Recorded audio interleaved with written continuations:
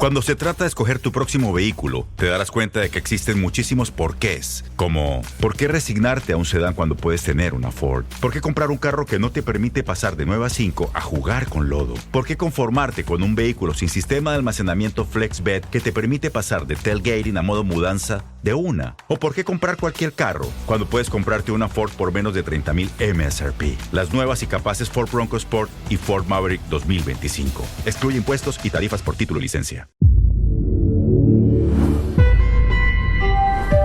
Podium Podcast. Lo mejor está por escuchar.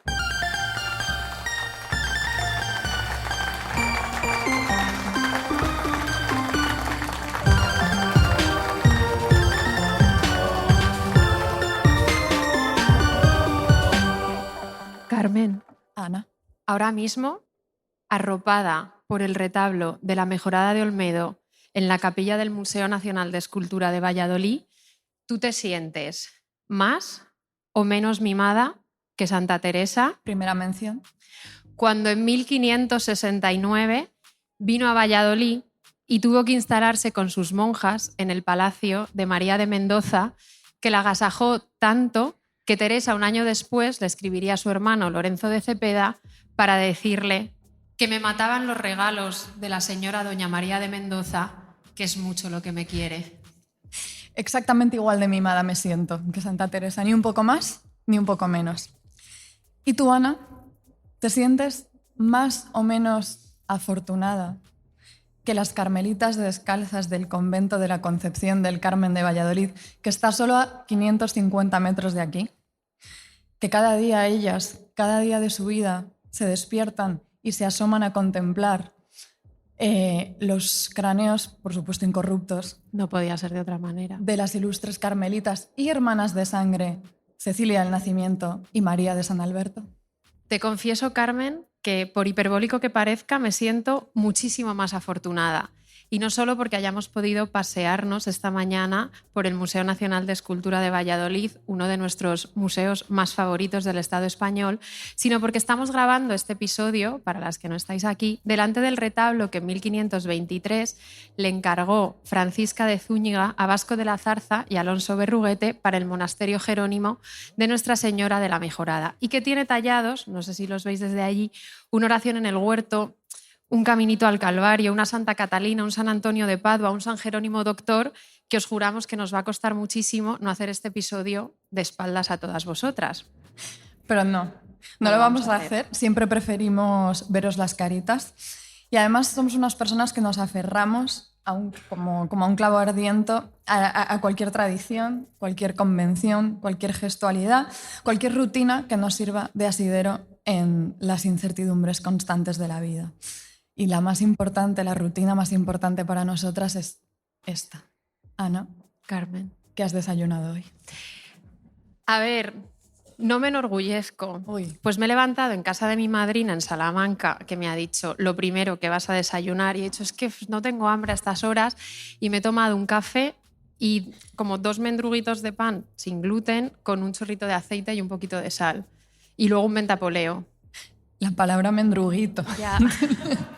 Somos generadoras profesionales de lástima.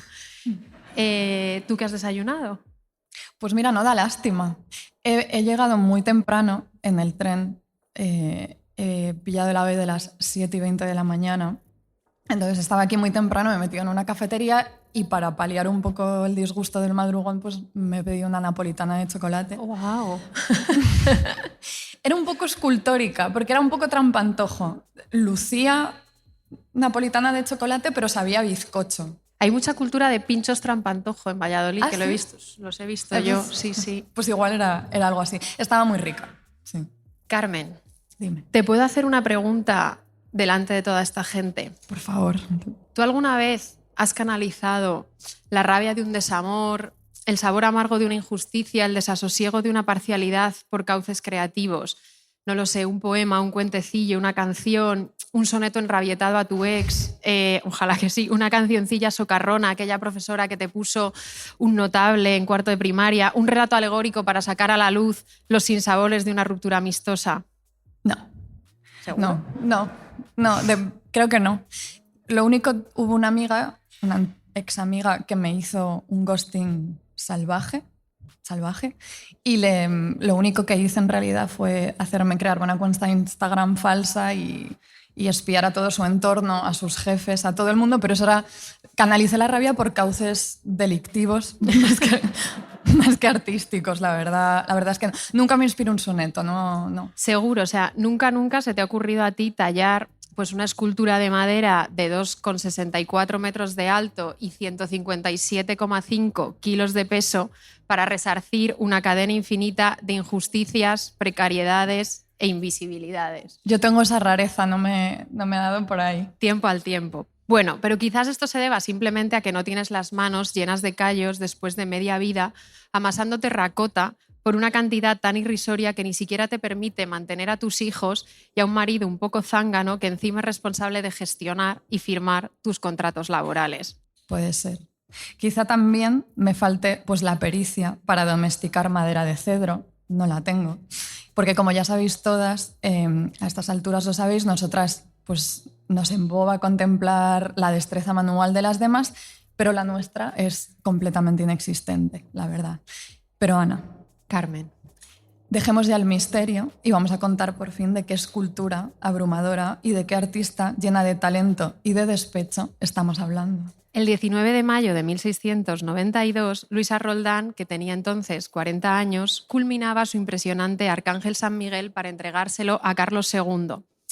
Carmen, yo sé que es muy temprano todavía, estamos en un entorno privilegiado, pero ¿tú te atreverías a hacer un éfrasis pictórico para todas las amigas que nos escuchan desde sus talleres, sus gimnasios, sus vagones de metro abarrotados y que no están viendo ahora mismo en estas pantallas que nos rodean esta chaladura de escultura? Por supuesto. Parad todas ahora mismo lo que estéis haciendo e imaginaos que os encontráis de frente con la avasalladora figura de un arcángel San Miguel vestido a la romana, coronado por un casco de plumas y blandiendo en alto una espada, mientras mira tranquilamente hacia abajo, hacia el suelo, donde entre las llamas se retuerce un impudiquísimo demonio desnudo, calvo, con piel en textura de pechuga de pollo, la verdad, costillas transparentadas y, bueno, amigas, y una perilla que lo hace más merecedor más que merecedor de ese pisotón in misericorde a que lo tiene sometido el arcángel. Porque el arcángel, mientras tanto, mientras lo pisa, además, tiene un increíble gesto de sosiego, como de estar dando despreocupadamente de comer a los patos. Tiene la boquita entreabierta, como quien se concentra reposadamente en el siguiente pespunte del bordado, y tiene los coloretes y el peinado muy bien producidos. O sea, los tiene perfectamente on point, como para asistir a un bautizo, o para firmar, que probablemente sea esto, triunfalmente, los papeles de un divorcio muy perseguido. Increíble, ¿eh? La perilla es bastante First Dates. O sea, es First Dates core, la perilla de El demonio de Luisa Roldán. Sí. La escultura es, evidentemente, una invitación a pensar en la defensa del catolicismo en medio del fervor contrarreformista, pero desde que Antonio Rotondo se sacara de la manga en su historia descriptiva, artística y pintoresca del Real Monasterio del San Lorenzo, comúnmente llamado del Escorial, en 1862, este supuesto retrato de Luisa Roldán, que es sencillamente un calco de la carita revolada, la boquita de piñón, los tirabuzones quebrados y las cejas pobladísimas del San Miguel, pues la escultura siempre ha tendido a verse como la venganza personal de Luisa a una vida repleta de invisibilidades.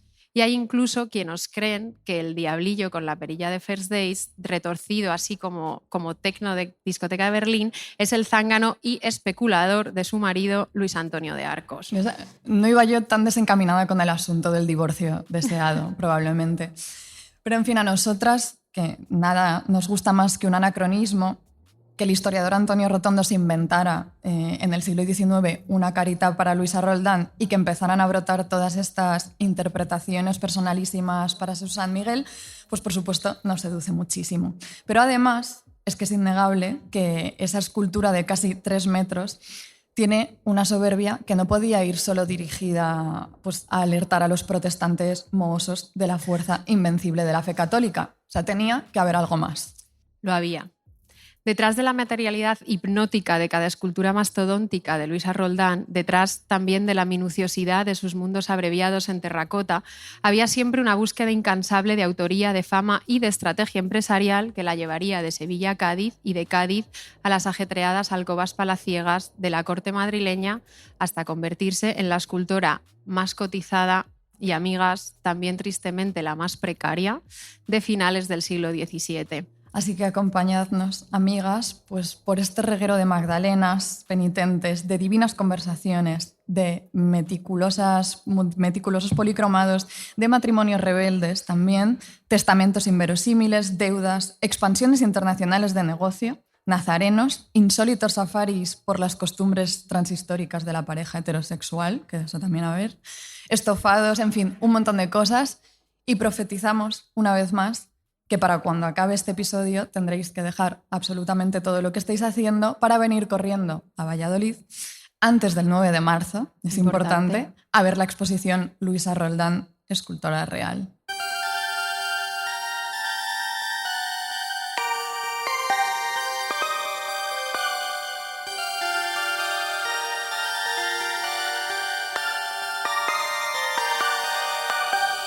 Las hijas de Felipe. Un podcast de Ana Garriga y Carmen Urbita, producido por Podium Podcast. Todo lo que te está pasando a ti ya le pasó a alguien en los siglos XVI y XVII.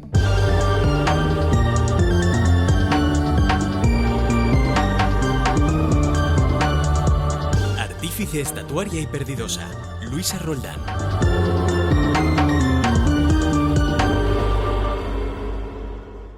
Carmen. Ana. Nuestras queridas oyentes, después de 5 años de rinconcito terapéutico, saben mejor que nadie que nosotras somos muchas cosas. Somos empollonas, pepenadas consentidas, lesbianas empedernidas, cursis, carmeliters, somos muchas cosas.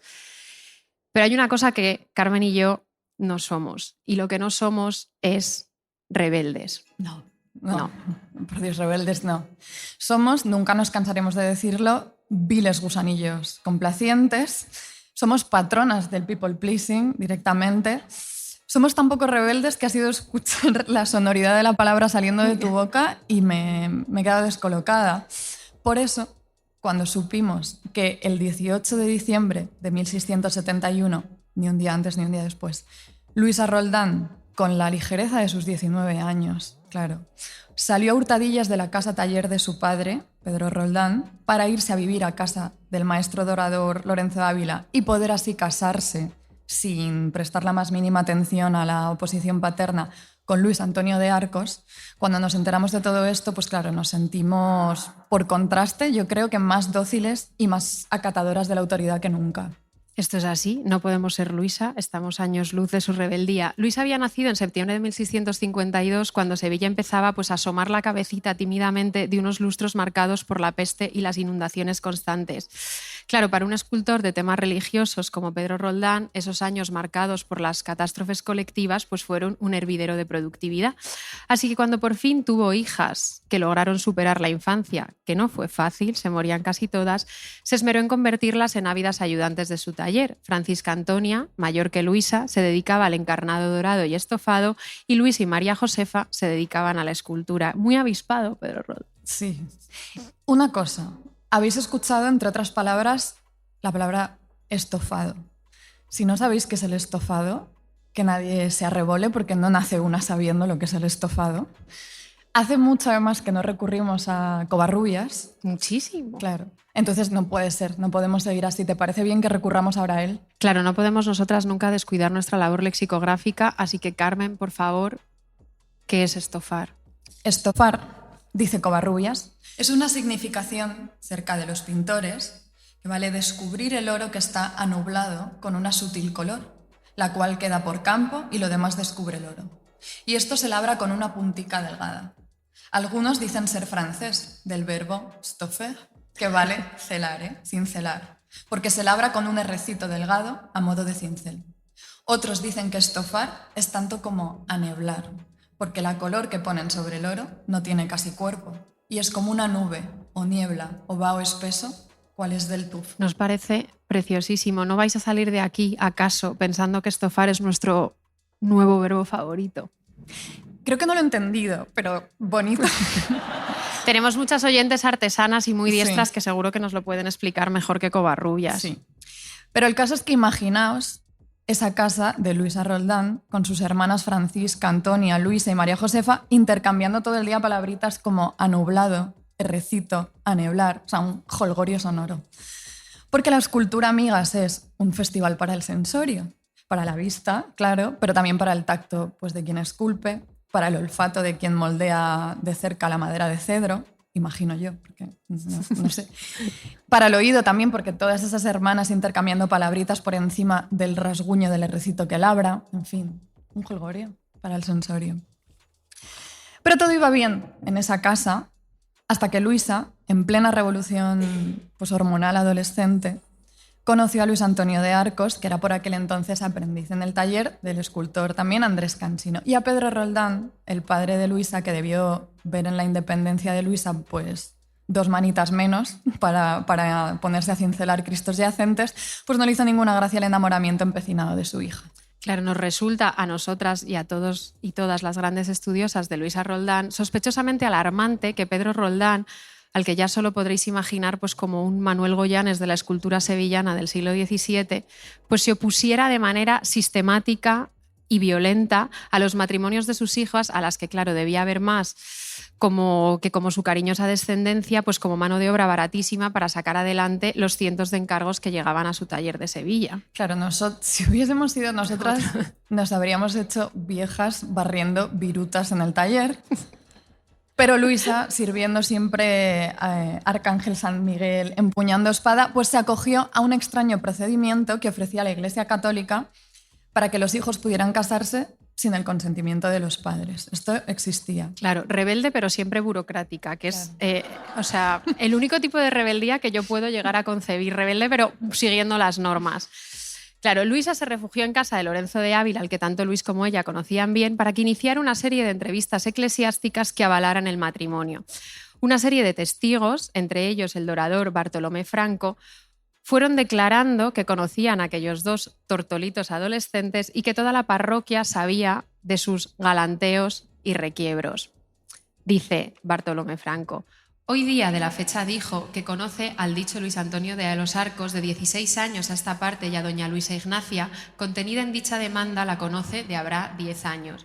Y lo que sabe es que este testigo ha tenido y tiene noticias del galanteo y requiebro que la demanda refiere, y en cuanto a la palabra, lo que pasa es que este testigo y Lorenzo de Ávila, maestro del mismo arte, fueron llamados del dicho Luis Antonio, el martes en la noche, a la oración que se contaron a 15 de este mes, y habiendo ido todos 3 a la casa de Pedro Roldán, que es en la colación de San Marcos, padre de la dicha doña Luisa Ignacia, antes que llegasen a ella el dicho Luis Antonio, si os perdéis no pasa nada, es la sonoridad, al dicho Luis Antonio, le envió a avisar con una muchacha a la dicha doña Luisa Ignacia que saliese a la puerta, y después, habiendo llegado este testigo y su camarada y el dicho Luis Antonio, vieron en la misma puerta de la calle estaba la dicha doña Luisa Ignacia aguardando, a la cual habló el dicho Luis Antonio y le dijo que si le daba palabra de casamiento y si se quería casar con él, y la susodicha parte respondió que sí, y que había de ser su mujer,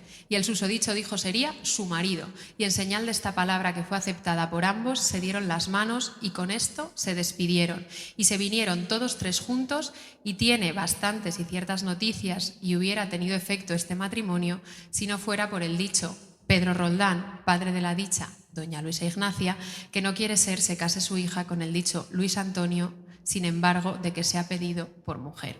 El dicho, todo el rato, ¿eh? Sí, me encanta. Galanteos y requiebros. Son unas palabras que, si aparecieran en la Isla de las Tentaciones, sería como tan bonito e inesperado como una aparición mariana, de pronto. Ahí sería muy bonito. Igual tenemos que ir tú y yo para decirlo. Lo que nos falta. Pero bueno.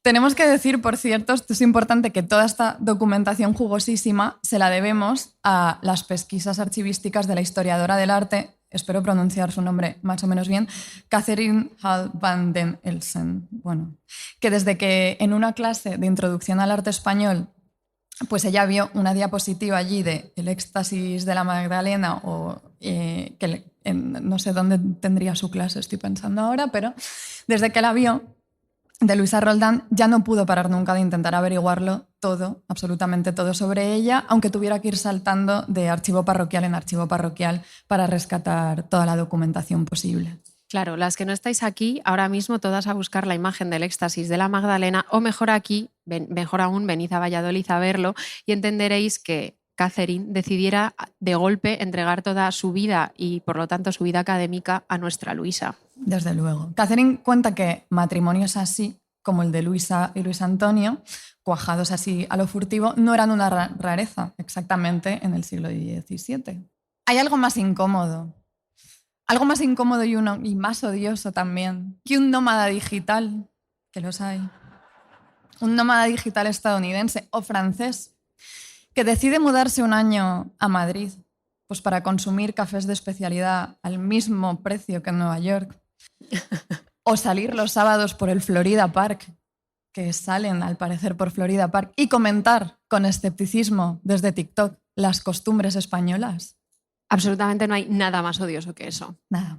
Por eso no te va a caer bien, no te va a gustar nada, yo creo, Marie-Catherine La Jumelle de Banville, o también conocida como Madame d'Aulnoy, que en 1691 publicó su viaje por España, muy nómada digital ella, y en este libro comentaba con una superioridad que solo puede tener un etnógrafo o una francesa la insólita costumbre española de los matrimonios furtivos. Esto mismo que hizo Luisa. Contaba: hay otra costumbre que encuentro bastante singular y consiste en que cuando una joven quiere casarse y es mayor de edad, se ha elegido ya, aun cuando se pongan su padre y su madre, no tiene más que hacer sino hablar al cura de su parroquia y declararle sus propósitos.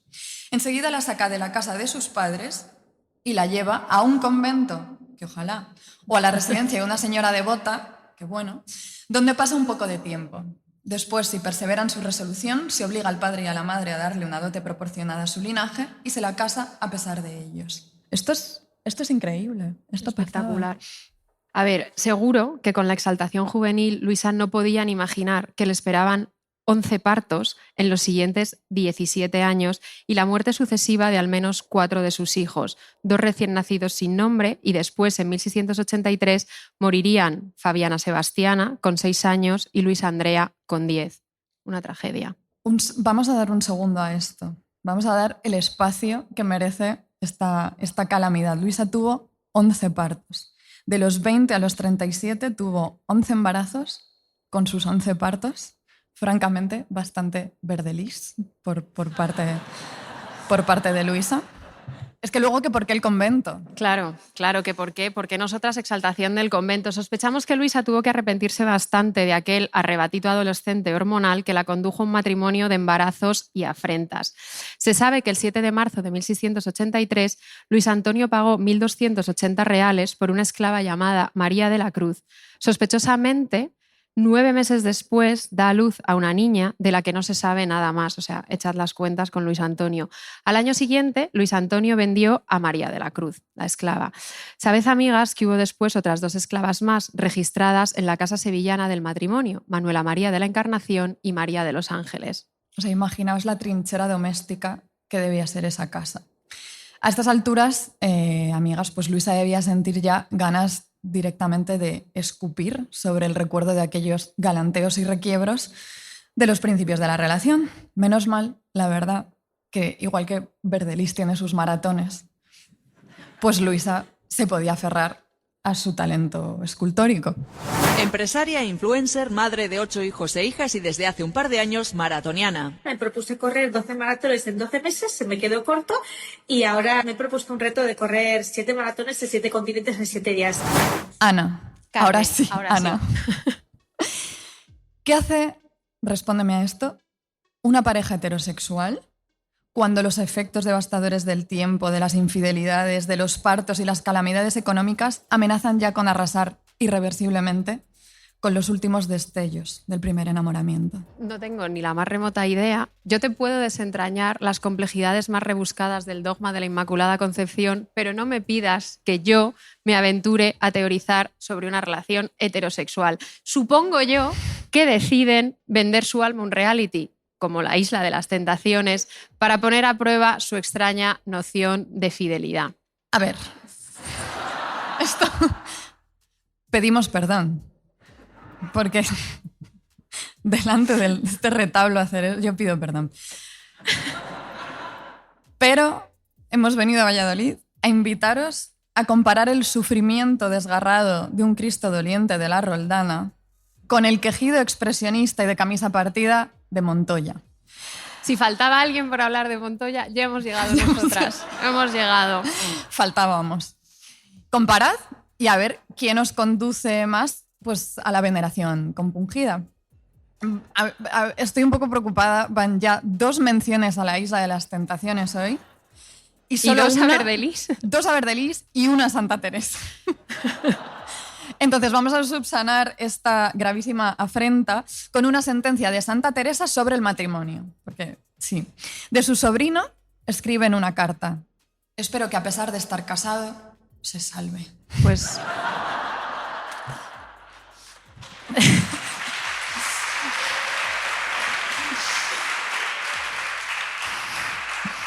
ya lo ha dicho Santa Teresa, ya absolutamente está. Todo. Vamos a dejar a Alexeomo solito porque sí, por ya favor. Está. Vamos a recomponernos. Claro, lo que Luisa Roldán y su marido Luis Antonio hicieron para intentar salvarse en esos años en que se les iban haciendo ya la relación escarpadilla, pues fue cambiar de aires. Se mudaron de ciudad. En 1684 ya no estaban en Sevilla, sino en Cádiz. Sevilla estaba, la pobre, pues arrasada por la peste, sequías, inundaciones. Era, en fin, un entorno no muy favorable a la terapia de pareja. Y al final, en Cádiz, había un ambiente más en plena efervescencia. Pero en realidad, lo que los años gaditanos le dieron a Luisa fue sobre todo pues, las mieles de los principios del éxito profesional y una muy merecida self-awareness artística. Eso. Imaginaos ahora, amigas, que es 1984. Si sois asiduos de este podcast, seguro que os parece más verosímil. Imaginaos que es 1684 que 1984, pero haced casa, ¿no? Claro, es 1984 y eres una intrépida restauradora encargada de sacar adelante las tareas de restauración de algunas esculturas de la Catedral de Cádiz. En ese año la ciudad anda revuelta por las protestas y las barricadas de los trabajadores de artilleros de Cádiz y Puerto Real, pero en la Catedral de Cádiz solo estáis tú, el silencio y un Ecceomo hasta entonces anónimo. Por la composición detallada, fuerte y recia se ha asumido siempre una autoría masculina de este Cristo coronado de espinas, sangrante y doliente. Pero entonces encuentras dentro de la escultura un papel con algunos esbozos de unos labios, con bocetos que parecen ensayar el rostro de la imagen y en el reverso esta nota escrita.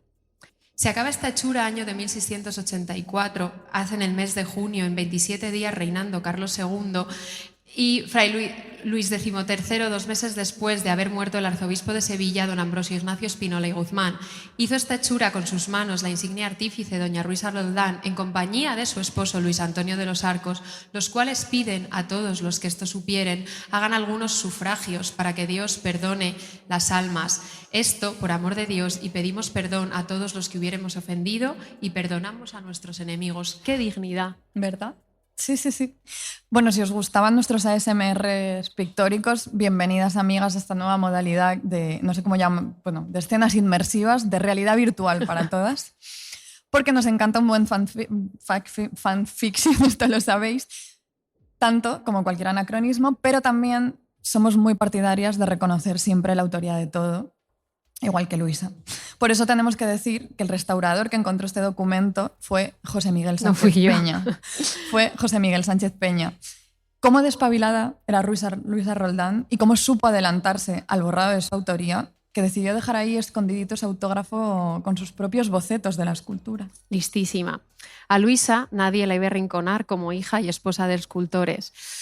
Su talento, de hecho, iba siendo cada vez más reconocido y en 1686 el Cabildo gaditano alude a varias esculturas que ya ha fabricado para la catedral y le encarga a ella, personalmente, y no a su marido, que fabrique otras nuevas. El documento dice: propone que pues en esta ciudad se halla doña Luisa Roldán, mujer de Luis Antonio de los Arcos, única escultora de los tiempos, a quien la Santa Iglesia Catedral trajo de la Sevilla solo para las hechuras de patriarcas y ángeles del nuevo monumento, que las ha ejecutado con universal aprobación. Se puede encargarle nuevas hechuras de 2 santos para que sirvan en su día de este dicho año, que no es dudable pondrá en ellas todo el primor del arte, solicitando sean con la mayor conveniencia posible. A ver, amigas pintoras, talentosísimas artesanas, oyentes escultoras, ceramistas, bordadoras, que tenemos muchas, todas las artistas de nuestro rebañito humilde del barroco, ¿estaréis de acuerdo con nosotras en que, desde luego, es una maravilla que un cabildo elogie tu maestría y que confíe en que a la obra que te encargue le vas a poner todo el primor del arte, pero se alimenta una de elogios? Os decimos que no. Os lo garantizamos. ¿Puede una permitirse el sustento, la ropa, la manicura a base de palabras bonitas? Desde luego que no. Porque la zozobra financiera del artista es lamentablemente transhistórica y da igual que vivas de 1684, 1984 o 2025, que parece no haber primor del arte sin batalleo monetario. Y hay otro documento del Cabildo, este de 1686, en el que se lee: y porque Luis Antonio de los Arcos y doña Luisa Roldán, su mujer, han insinuado que con el precio en que se ha junto la hechura no solo no han podido costear los jornales ni descontar el trabajo, sino que les ha obligado a poner dinero de su casa, y así lo da a entender, para que esta ciudad, obrando con la fineza que siempre, se sirva de señalarle alguna porción que por vía de ayuda de costa para que no queden perdidosos. Perdidosos. Si Luisa no estaba dispuesta a que le usurparan la autoría de sus esculturas, pues tampoco iba a resignarse a quedar perdidosa. Amigas, nunca, nunca os resignéis a quedar perdidosas de vuestro trabajo.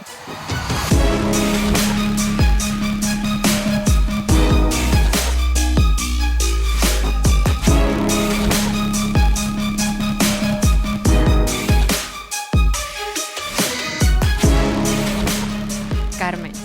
Ana.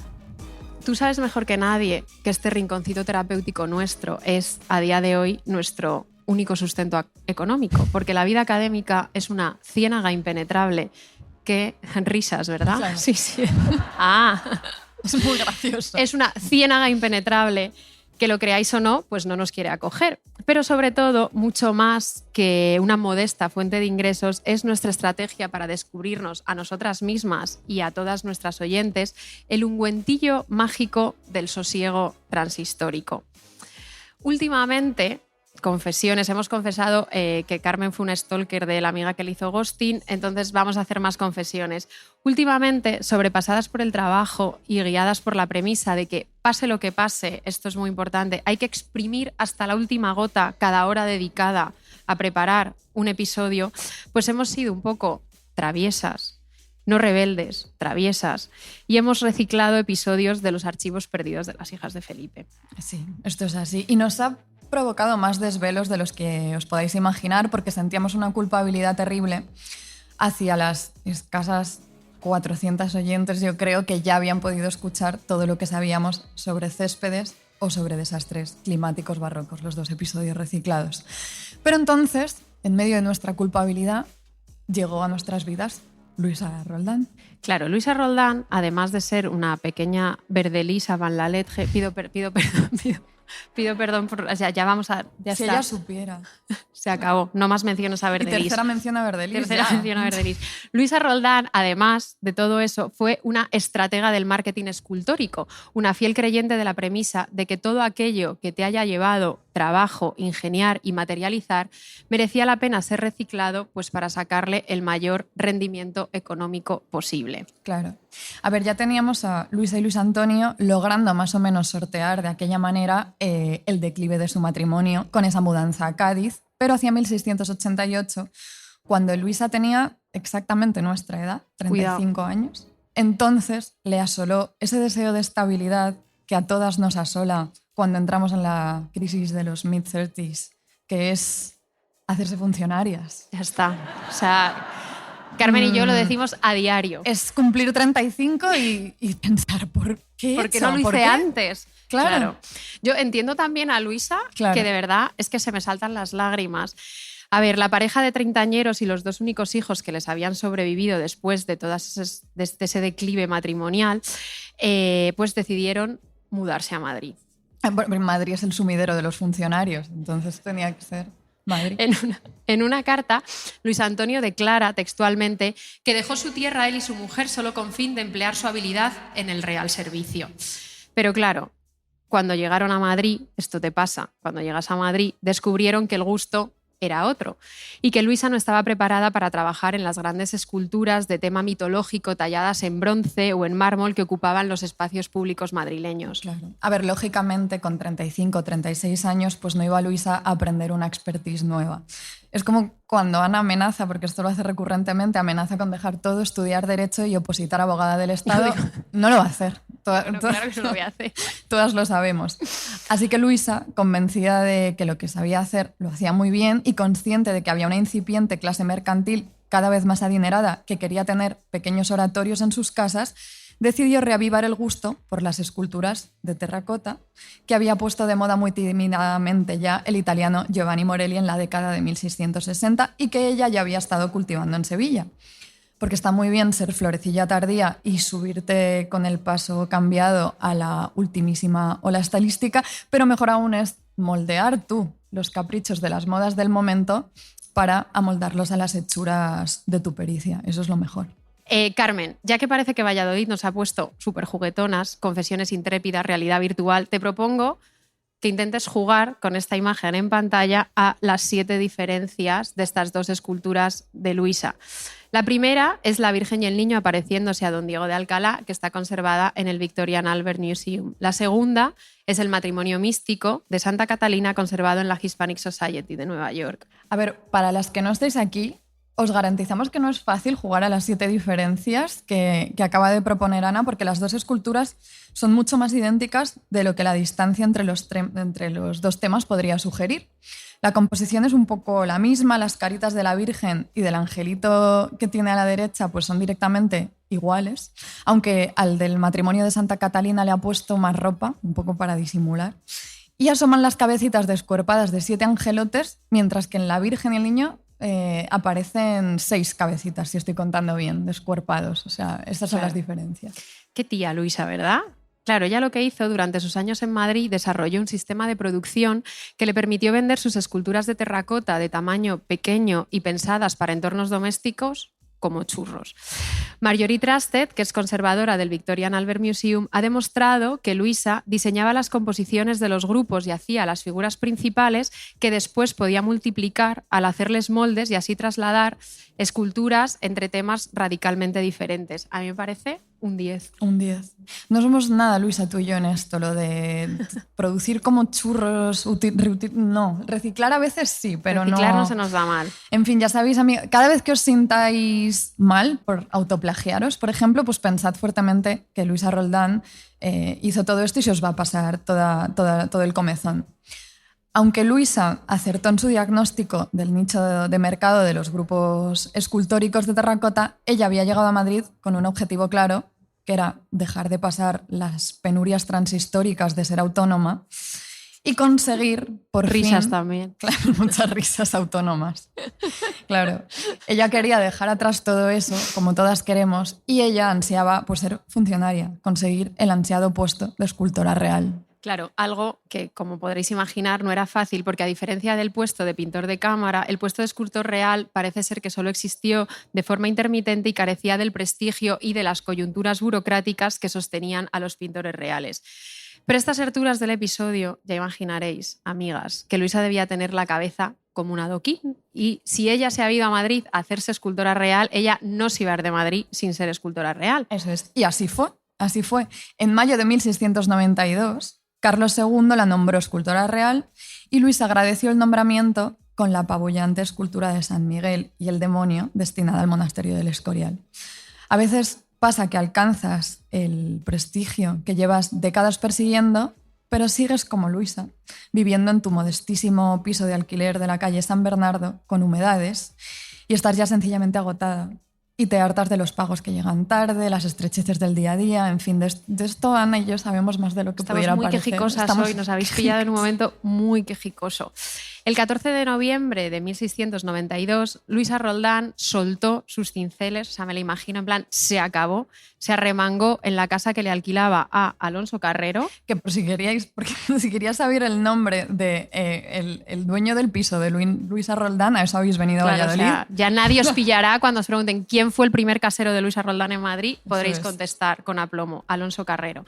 Entonces ella soltó sus cinceles y le escribió una carta entre plañidera e incendiaria al monarca. Le decía: Señor, a los reales pies de vuestra majestad, Luisa Roldán, escultora, dice que lo que pide a vuestra majestad es que le señale ración, juntamente con la merced que vuestra majestad la hizo escultora de cámara para que se pueda sustentar y vestirse, y 3 hijos que tiene y demás familia. Y esto, señor, en consideración que ha 5 años que se trabaja en hacer la imagen del ángel, y también, señor, a 1 año y medio que está en palacio trabajando para el servicio de vuestra majestad y de la reina. Y por esto, señor, se tenga por servido mandar se le dé ración por ser mujer, que así lo espera, de la real piedad de su majestad. Me encanta el tono de pedir, pero a la vez, señor, date cuenta. 5 años. Luisa, claro, había conseguido ya ser escultora real, pero eso, las penurias pues seguían siendo exactamente las mismas, porque el cargo no llevaba aparejado ningún salario fijo, aunque su predecesor, que era el escultor granadino José de Mora, sí que había recibido 100 ducados de gajes, casa de aposento, médico y botica. Yo, o sea, cuando leí esto, pensé, no entiendo que Luisa no le prendiera fuego al Alcázar Real, sinceramente. O sea, llegada a ese punto, o sea, los abortos, los partos, los cinceles, en fin. 1 año después, ella seguía. El 9 de diciembre de 1694, Luisa intentaba ablandar el corazoncito de la reina consorte Mariana de Neoburgo, que era de Düsseldorf, y tenía cara de no tener un corazoncito fácil de ablandar. Y claro, ella solo quería huir de su humilde pisito de alquiler. Le decía a la reina: Señora, el rey tiene desde el verano 2 cuartos de casa vacíos en la casa del tesoro, y por hallarse Luisa Roldán, que sirve a la vuestra majestad con plaza de escultora, pobre y sin casa donde vivir, ella y sus hijos, suplican a vuestra majestad se tenga por servida decirle al rey, mándele den uno de los dichos 2 cuartos, que con eso tendrá algún alivio, que es muy grande su necesidad. Me da mucho desconsuelo. Da mucho desconsuelo. O sea, parece que ella reclamaba con plena conciencia de su oficio de escultora un cuartito, al menos un cuartito en la casa del tesoro, un edificio anejo al Alcázar donde se había alojado Velázquez como pintor de corte y también José de Mora. Los funcionarios reales, a partir de ahí, sumieron a Luisa en un laberinto burocrático, que es lo peor que se te puede hacer, donde la mareaban asegurándole que no sabían de qué partida presupuestaria iban a poder sacar su salario. Un contador de palacio, en 1694, escribía: En cuanto a la casa de aposento, hallo en estos libros noticia toca al oficio de escultor, pero es confusa y me parece que si la tiene se le dará por la junta como al cuchillero. A ver, o sea, me atrevo a decir que en ningún episodio nuestra frase insignia, todo lo que te esté pasando a ti ya le pasó a alguien en los siglos XVI y XVII, haya sido tan real como con la vida de Luisa. Laberintos burocráticos, deseos de ser funcionarias, penurias de ser autónoma, todo está en Luisa Roldán. Con la llegada de Felipe V, la cosa mejoró ligeramente y Luisa finalmente recibió un pago de 62.050 maravedíes y escribió al monarca para mantener su puesto de escultora real. Ella nunca desiste. Todo el rato esculpiendo, escribiendo, pariendo, así. El 3 de junio de 1701 le escribía al nuevo monarca. Dice que a más de 12 años que está ocupada en palacio, donde ha hecho más de 80 estatuas por mandato de vuestra Alteza, costeándolas con su trabajo y dinero, sin haber tenido premio, y cuando lo esperaba se llevó Dios al rey. Y por...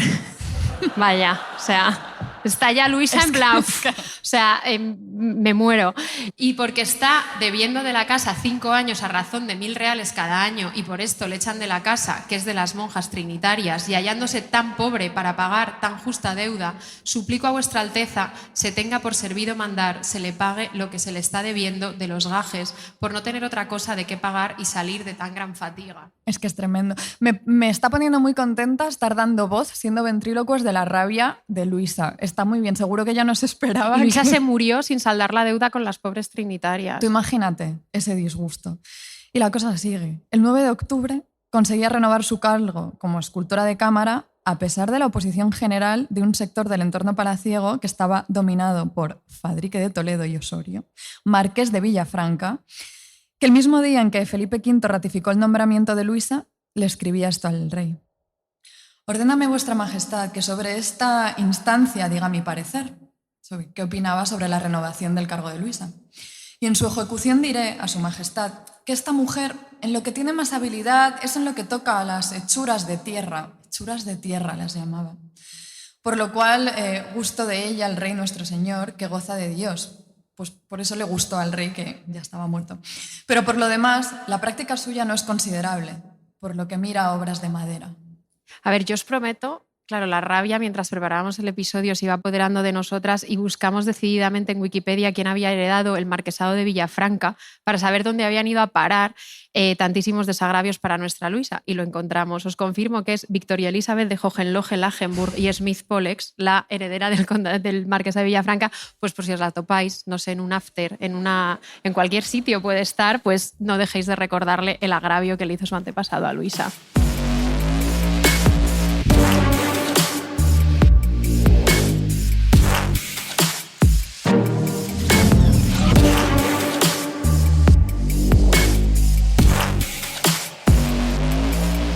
Ana. Carmen. Hemos dicho antes que la escultura moviliza todo el sensorio. Lo hemos dicho, decimos muchas cosas. Y vamos a decir otra más.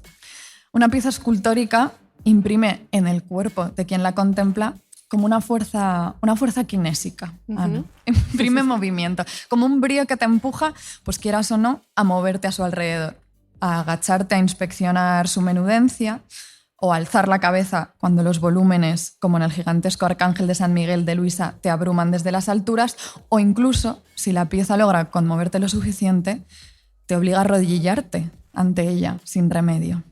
¿A ti no te han dado ganas de arrodillarte esta mañana aquí, en el Museo Nacional de Escultura, cuando hemos visto las piezas de Luisa? Me encantaría haberlo hecho. Y Óscar con nosotras en plan, madre mía, ¿dónde me he metido? La verdad es que sí, me ha pasado sobre todo viendo a un San Juan de Dios con muchísima cara de susto, que no hemos traído la imagen porque así corréis a verlo a la exposición, que ha llegado a Valladolid desde la iglesia parroquial de Nuestra Señora de la O en Sanlúcar de Barrameda. A mí me ha pasado con el San Juan de Dios. ¿A ti? A mí también. A mí me han dado ganas de arrodillarme y peor, de robar.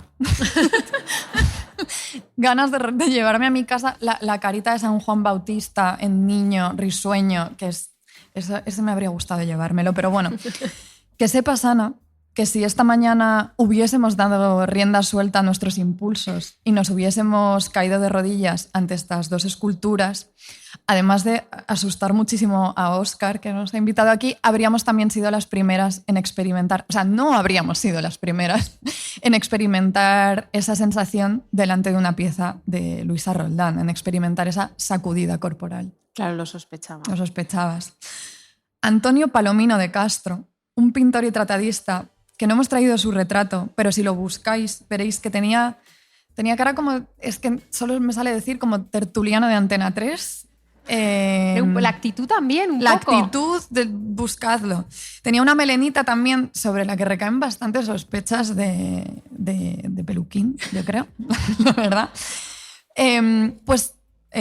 Palomino de Castro, pobre hombre, que no se ha metido con nadie, pero bueno, un día de 1711 se presentó en la casa de Luis Antonio, viudo ya de Luisa, que había fallecido en 1704. No se dejaba caer por allí para darle el pésame al viudo, ni para hacerle compañía. Él tenía un objetivo muy claro, quería ver con sus propios ojos la escultura de Jesús Nazareno, de la que tanto había oído hablar. Y entonces cuenta. Es bastante exagerado, Palomino, cuenta: yo fui a visitar esta sagrada imagen antes que se la llevaran de esta corte, cuando estaba en poder del dicho don Luis de los Arcos, ya viudo, y la tenía en su sala sobre un bufete y cubierta con una cortina. Descubrióla y fue tal el estupor que me causó al verla que me pareció irreverencia no mirarla de rodillas, porque verdaderamente se me representaba ser su mismo original. Y después de haberle estado admirando y examinando gran rato, nos fuimos a sentar Y volviendo a mirarle, dije al don Luis que si no volvía a cubrir a su majestad, no me sentaría. Tanto era el respeto y la reverencia que causaba, que aseguro me faltan palabras para significarlo. Pues no solo la expresión que he dicho de la cabeza, sino las manos y los pies estaban tan divinamente ejecutados y con algunas gotas de sangre que corrían, que todo parecía el mismo natural. ¿Cómo se adelantó el marido de Luisa al poder escenográfico de la museografía moderna, verdad? O sea, él sabía perfectamente que no es lo mismo ver un Jesús de Nazareno pues puesto ahí de cualquier manera que exhibirlo sobre una mesita y revelado por el corrimiento de un buen cortinaje. El otro día conocimos a Héctor Ruiz Soto, que hizo su tesis sobre cortinajes y... Sí. Un saludo, Héctor, si nos estás escuchando. Lo que Palomino de Castro ignoraba o prefería obviar, tan arrebatado que estaba de ese éxtasis contemplativo, era que el Nazareno de Luisa era una pieza devocional, pero también era una importante ficha en su estrategia de expansión hacia mercados internacionales.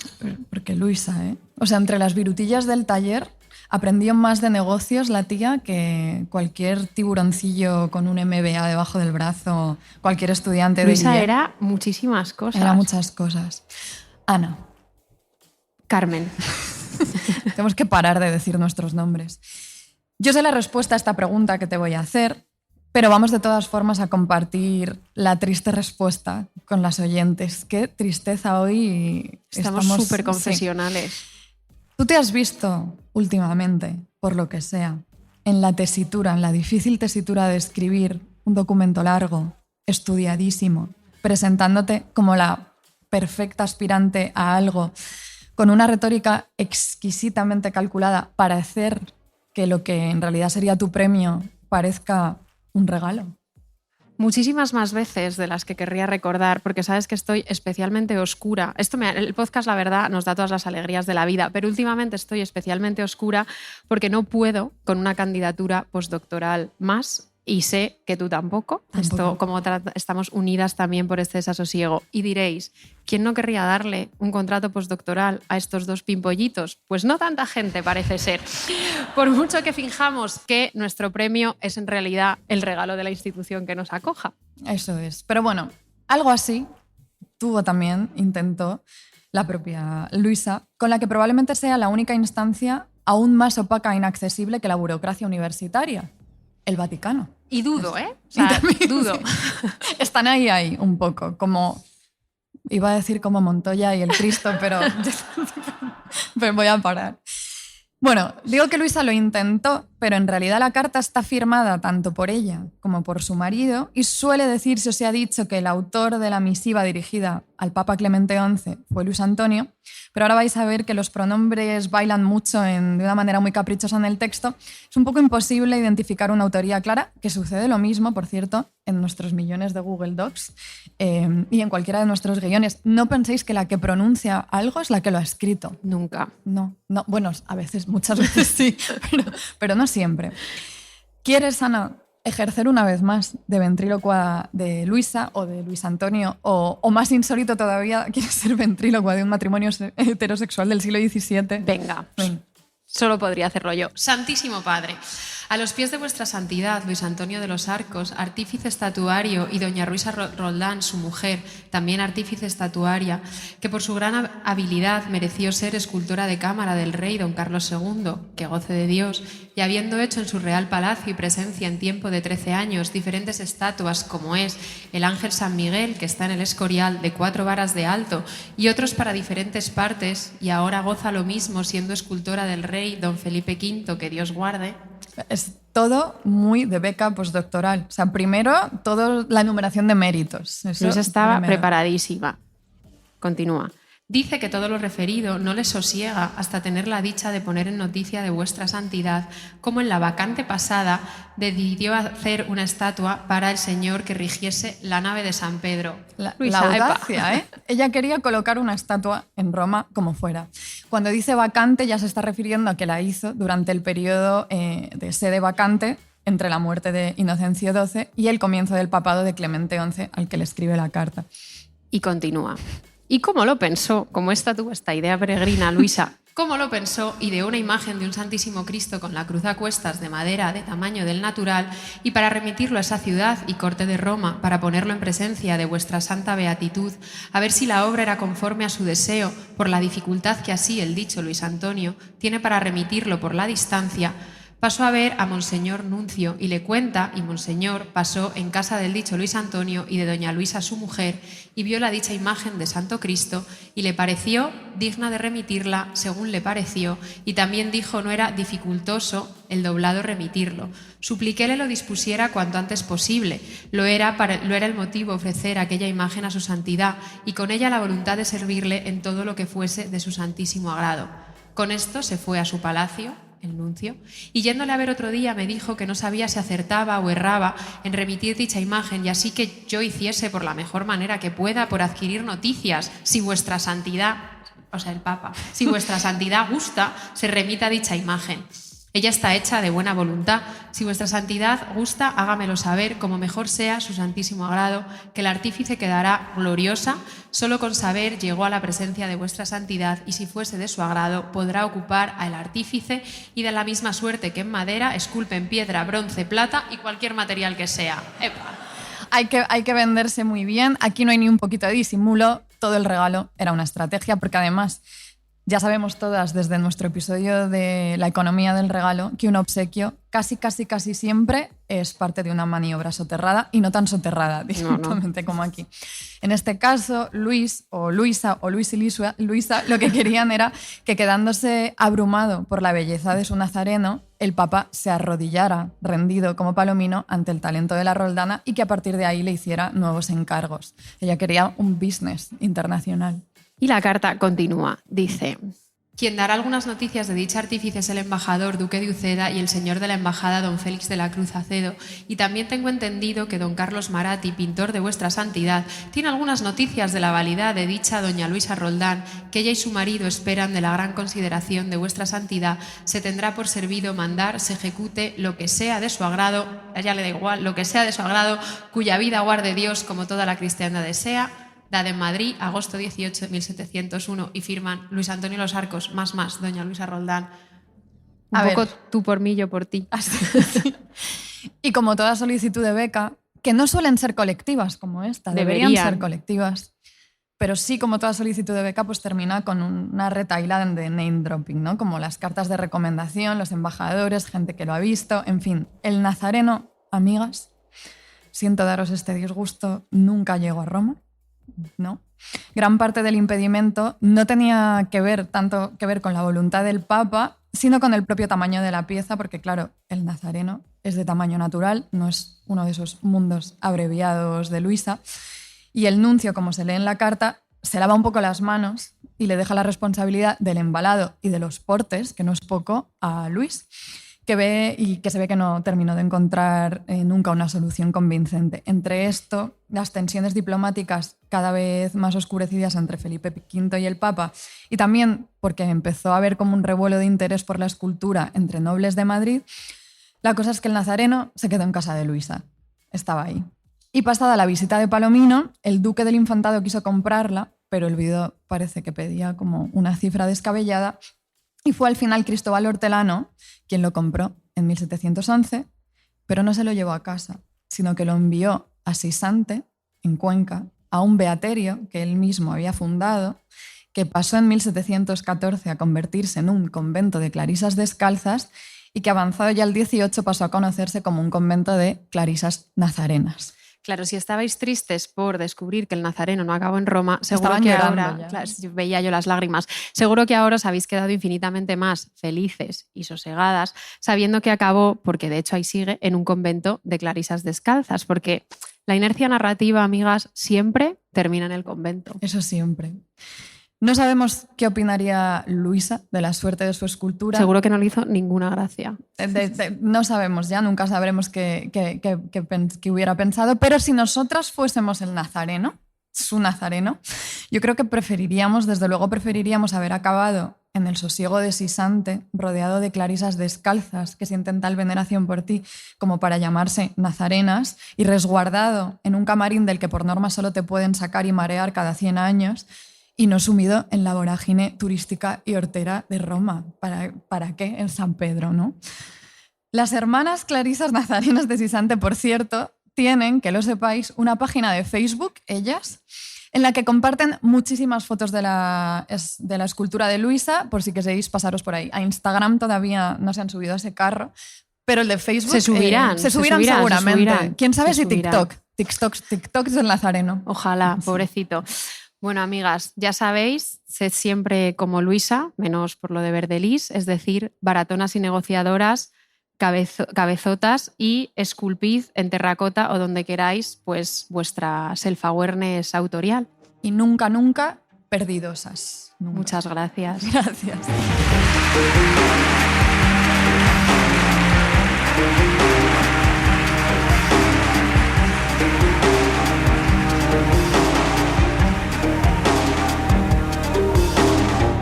Las hijas de Felipe, una producción de Podium Podcast.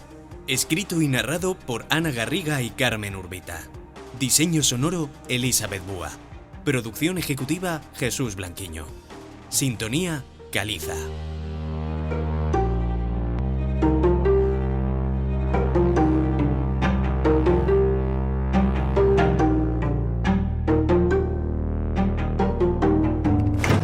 Escucha todos los episodios en Podium Podcast y todas las plataformas de audio. Cuando se trata de escoger tu próximo vehículo, te darás cuenta de que existen muchísimos porqués, como ¿por qué resignarte a un sedán cuando puedes tener una Ford? ¿Por qué comprar un carro que no te permite pasar de 9 a 5 a jugar con lodo? ¿Por qué conformarte con un vehículo sin sistema de almacenamiento FlexBed que te permite pasar de tailgating a modo mudanza de una? ¿O por qué comprar cualquier carro cuando puedes comprarte una Ford por menos de $30,000 MSRP? Las nuevas y capaces Ford Bronco Sport y Ford Maverick 2025. Excluye impuestos y tarifas por título y licencia.